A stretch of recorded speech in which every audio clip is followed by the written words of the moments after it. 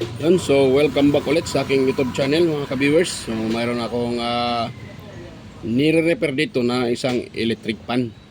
So ngayon, sa video na ito mga kapsa, ang ituturo ko sa inyo kung paano dito hanapin yung tinatawag na common wire. Yan. So bago pa tayo mag-start dito mga ka-viewers, i-discuss ko na sa inyo bakit po kailangan ang common wire. Dahil yung tinatawag na common wire mga ka-viewers, doon tayo magbabase yung common wire. Yun po yung ating itatap doon sa pinaka line 1 ng ating plug. Yan. So, ngayon, kung ikaw ay nagre-repair at hindi mo alam kung saan dito sa apat na wire na to ang tinatawag na common wire, so 100% mga ka-viewers, masisira at masusunog yung motor ng electric pan or anong klaseng motor man yan, electric pan man, washing machine man yan, or motor ng spin dryer. Yan. So, kahit sa iba at kahit doon sa tinatawag na exhaust fan, ganun pa din yung pamamaraan. So kailangan mong malaman kung saan dito yung common wire bago ka mag repair ng inyong electric fan, for example. Yan. So sa video na to, yun ang ituturo ko sa inyo mga ka-viewers kung paano malaman yan. Yan. So pero bago pa man tayo dumating sa punto na paghahanap ng common wire na dito, so tayo ano muna mga ka-viewers, intro muna mga ka-viewers.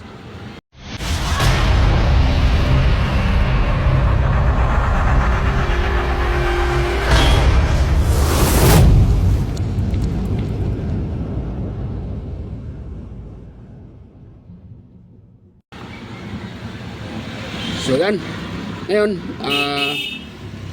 tungkol doon sa aking nasabi na hahanapin natin dito or hanapin ko dito yung common wire. Yan. So paano ba dito hahanapin yung common wire mga ka-viewers? So ganito lang, kailangan nyo lang ng tester. Ayan.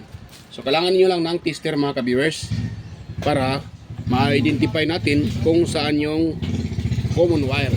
Tinatawag na common wire. Ayan. So ang importante lang, mayroon kayong tester at mas maganda yung tester nyo ay ganito na digital para makikita nyo po yung reading, or kahit yung analog pwede naman yun, pero mas maganda kasi yung digital dahil pag ikaw po ay nagtitest ng isang wirings or tulad ng mga wire nitong electric pa na to, actual mo talagang makikita yung number or yung ilang ohms na yung reading nya. So yan. So ngayon, itong electric pa na to ay may apat na wire at ito po ay na-repair ko na. Baser, yung magbabaser, magbibip siya or magbabaser, yun po ang ibig sabihin na yung wire yun ay connection para sa yung tinatawag na common wire. So dito tayo mga ka-viewers dito tayo sa pula at saka sa pula, di ba? So ngayon pula. Ipakita ko sa inyo. Ngayon, hanapin natin sa dalawang ito kung saan dito yung connection or magbabaser siya. So dito tayo sa pula. Yan o, di ba wala? So nakaka-reading tayo ng 430. So ang kailangan kasi natin makaka-reading tayo ng mababang reading or ohms value. Kailangan mababang reading. So kailangan magbabase rin yung ating tester. So dito naman tayo sa kulay gray. Yan. So ganun pa rin, nakaka-reading tayo ng 340. So dito, yan, di ba? 430. So dito naman 340. So wala dito yung ating hinahanap. Ngayon, pangalawa nating gawin, dito tayo sa kulay yellow. Yan. So ganun din mga kabers, ganun din proseso paghahanap dito. So dito naman tayo sa red. Yan. So 349, di ba? Ito sa isa sa gray. Yan, 422. So ibig sabihin wala dito yung ating hinahanap mga ka-viewers. Dahil, yun nga, matataas yung nare-reading natin. So, dapat, yun nga sa sinasabi ko, dapat makaka-reading tayo dyan ng mababang reading or continuity yung nagbabasir lang. So, ngayon, dito naman tayo sa kulay. Ano ba kulay dito? Gray. Yan, hindi naman to brown, gray. So, gray. Ito, light gray. So, yun, dito tayo naman sa gray. Ito sa kanyang speed, sa wire na to. Dito tayo. Ngayon, hanapin din natin dito sa ito. Ayan. So hindi siya nagbabaser. So dito tayo sa isang wire. Ayun. Hindi din nagbabaser mga ka-viewers. At naka-reading tayo ng 285 ohms mga ka-viewers. So hindi po yan. So automatic dahil ang pinaka last na wire ay itong white. So dahil siya yung pinaka last at yung tatlo ay hindi nagbabaser, ibig sabihin baka ito na yung ating common, tinatawag na common wire. So yan. Hanapin din natin dito mga ka-viewers sa ito, pinaka last na wire, kulay puti. Yon. So ito to, itinuturo ko lang sa inyo mga ka-viewers kung paano hahanapin yung common wire. Yan. Oh, ayun, kita nyo ba? Dito tayo sa red at sa puti. Oh, nagbabaser kaagad. Oh, di ba? Yun ang sinasabi ko na mababang reading at nagbabaser. Dapat nagbabaser talaga. Yan, di ba? So, dito naman tayo sa isang wire na kulay gray. Ayan oh, naka-reading tayo. Tatanggal pa. Ilan yung reading niya mga ka-viewers? Saan na yun? Ayan oh. Ayan o, 770. Ibig sabihin, napakataas niyan mga ka-viewers. Oh. Yan. Yung reading ngayon, 770. Parang ito na din yung reading dito. Itong dalawang wire na to sa kapasitor. Yan yung kabuuan niya na reading. Ayan o. Saan na yun? Wait lang. Oh, yan o. Oh, kita nyo ba? Nakareading tayo ng 770. So yun na yung narating natin yung pinaka-last na wire pag dito tayo sa kabila. Pero pag itong puti at saka dito sa pula, magbabaser yan. O, di ba? Nagbabaser siya. Ano? O, nagbabaser siya mga ka-viewers. So ibig sabihin, ang common dito ay kulay puti. Yan. So yan mga ka-viewers, kulay puti. So ito ay itinuturo ko lang sa inyo kung paano malaman. Di ba? Yan. So itong puti, ito ang common niya. Dahil ito po ay, ang brand naman ito ay Hanabishi na wall pan. Sa wall pan kasi ito mga ka-viewers. So Hanabishi yung brand. So pag Hanabishi, ang ginagamit talaga nila na color coding ay puti, yung pinaka-common nila. Sa Eureka naman, ito, ganitong kulay, brown. Kada brand, iba-ibang kulay ng ginagamit nila na common wire. Maaring nagkapareho, minsan nagkapareho ng kulay, maaring naman minsan ay hindi. So ganun lang din mga ka-viewers. Sa mga nabili naman na mga rewind motor o yung mga motor ng electric pan na nire-rewind na nabibili natin na rewind na motor. So pag rewind na motor, ang pinaka standard na kulay diyan sa common ay kulay green. Green po mga ka-viewers, yan po ang common doon sa ginagamit doon sa kadalasan talaga ginagamit ay kulay green na common wire doon sa electric pan na rewind. Yan. Pero pag ang nabili nyo ay galing sa junk shop, ibig sabihin magkaiba yung kulay ng kanyang common wire. Kaya mahalaga talaga sa pagre-repair ng isang electric pan o kung kayo naman ay magpalit ng motor at yung motor na ipapalit nyo ay galing din sa junk shop or galing sa magbobote. So mahalaga na malalaman nyo kung saan ang common wire. Dahil pag kayo ay nagkamali, for example, dahil ito ay common wire, itong pinakaputi, pag ito ay napunta dito sa speed at sa tatlo na to ay dito kayo kumukuha ng common wire, so sigurado masisira yung motor ng inyong nire-repair o inyong nilalagay. So importante talaga na malaman nyo muna kung saan dito yung common wire. Walang problema kung itong tatlong wire na to ay magsasalitan or kahit saan nyo ilagay ito, gagana ng electric pan, hindi naman siya masisira. Ang mangyayari lang kasi dyan, maaring yung nailagay nyo na number 1 naging number 3, malakas ka agad. Maaring naman yung number 3 naging number 1, or yung number 1 maaring nailagay nyo ay number 2. So ganun lang. Pero hindi masisira yung inyong electric pan mga ka-viewers. Ang mangyayari lang doon, hindi magkatugma yung speed ng electric pan. Minsan ay nailagay nyo number 3 na pag ano no sa number 1, pag select sa number 1, malakas na kaagad dahil naka number 3 na yon. So walang problema naman yon. Yung nga lang hindi nga tugma. Yun. Pero yun nga ang punto ko dito ay kailangan talaga malaman kung saan dito yung pinaka common wire. Yan.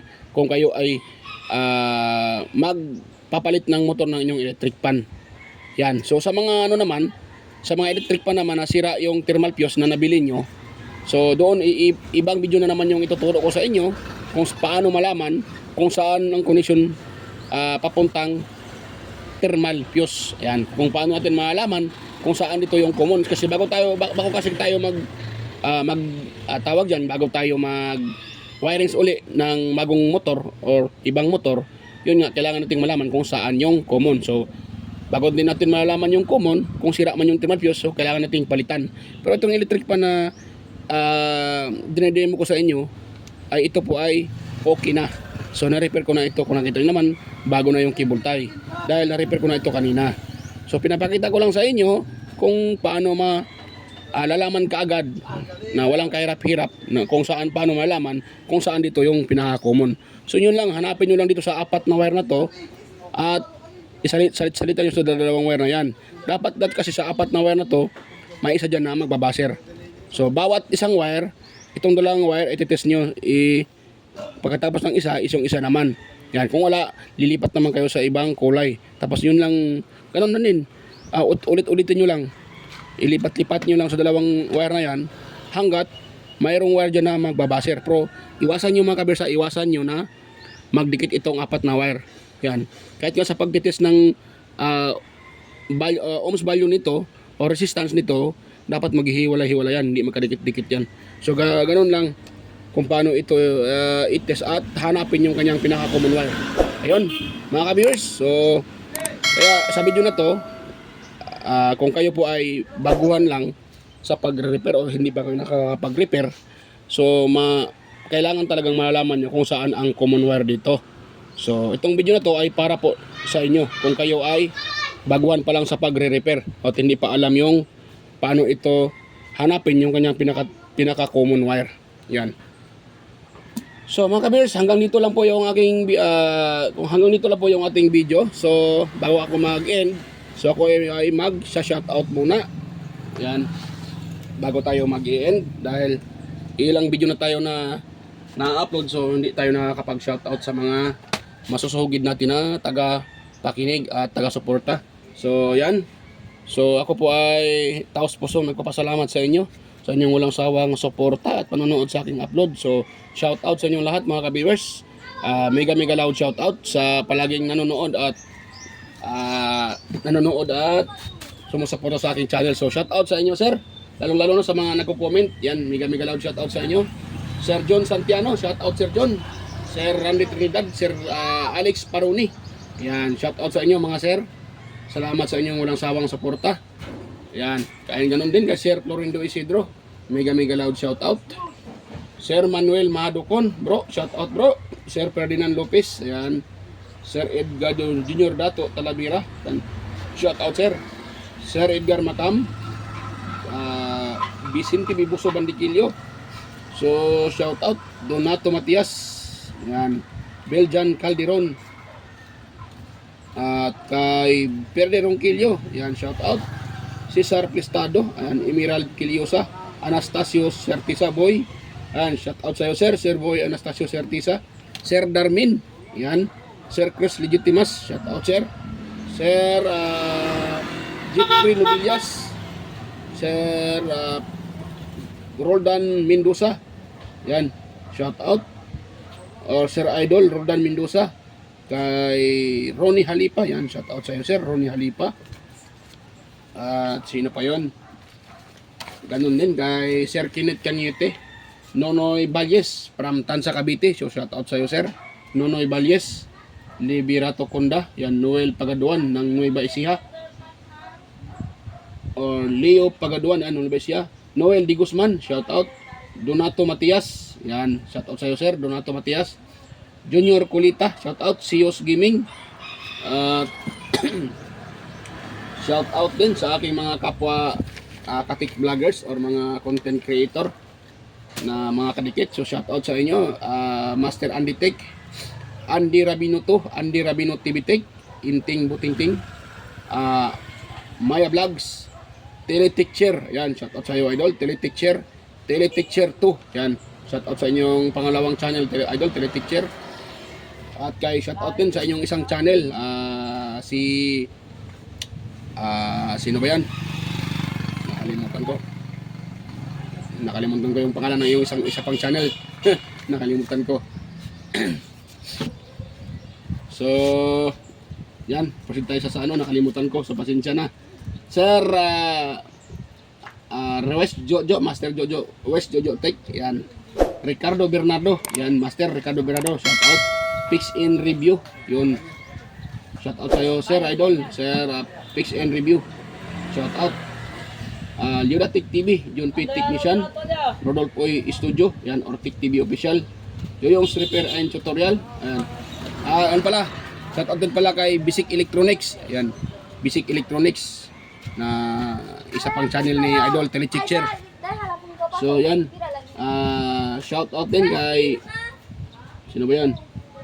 Pilam Country Living, Jimenez Iban Vlog, kay White Perry, yan, shout out sa'yo Lods, White Perry, Horseshoe TV, White Perry, yan, shout out sa'yo Idol, Lods, White Perry, at kay Horseshoe TV, Bullet Train Channel, yan, JJEJ Channel, Softic TV, Kiri Mendoza Vlogger, shout out, at kay Softic TV, Nelt Vlog, yan, Idstick TV, GFC TV, John Tapira TV, Maris Diaries, Kikay Vlogs, Belber Mads, CB21 Vlogs, shout out sa'yo Idol, CB21 Vlogs, Bongbik TV, GT Rewinding, yan, shout out sa'yo Master, GT Rewinding, Capti Adventure, yan, shout out ang TV ko, yan. At ganun din kay Sir Idol Aguedo Florence Jr. Halin, aka Ballpen Teacher, vlogger ng Quezon City, Lin Abali Lifestyle, Jos Electronics Vlog, yan, shout out. Mercy Wirham, Roger Fishing Adventure, Amigos Amigas, Chona Incabo, yan, Leo Tech, DJS Tunnel, Lex TV Official by, shout out sa'yo. At kay The Burton Channel, shout out. Iconic Insight and Beyond, Dinlings TV Vlog, Nanatanan, Maskarang Vlogger, yan. Kay Jimmy Soroy Sugbo, yan, shout out sa'yo Idol, Soroy Sugbo, Jimmy Soroy Sugbo. At kay Master Marco Francis 713 Mix Vlog, shout out po the expert. Just Dado Vlog Channel, Nature Sound, shout out. At sino pa yun? Kay Master Goyets Kalikot, yan, shout out sa'yo Master. EQC TV, Kisnel Channel, Training Vlog. At kay Darwin Tech, yan, shout out. Farmer Boy TV, Roger Cedric, DJ Disco Hunter, Epras View, yan. DJ Linmix TV, Miss Jamie Balyena, Idol DJM Mix Vlog, shout out sa'yo Idol DJM Mix Vlog. Wellmas Music Vlog, kay Michael Jackson, PBG Blabber Fan, Kayari Vlogs, Kakaaro Vlog, Lenida Jubudiso, Nanay Ruby Channel, yan, Danny TV, Brother Joey Music, Simply Sim, Rickman Vlog, shout out sa'yo Bikeway, Rickman Vlog. At ganoon din kay Wild Boys na Bulastok, shout out The Radical Moves, yan, shout out sa'yo bro, Radical Moves or Wild Boys na Bulastok. So yan, so sa mga gusto magpa-shoutout, pwede kayo mag-comment sa comment section para kayo po yung aking ma-shoutout, yan. At yun, at sa mga sa mga gustong sa mga may katanungan, pwede din kayong mag-comment sa comment section para yun po ay aking sagot sa madaling panahon. Yan, ating yun po yung iyong tanong ay ating masagot. Yun, sa mga hindi ko nasagot agad-agad, so ako po ay hingi ng pasensya. Yan, dahil po ay minsan ay hindi ko makikita kagad yung inyong comment.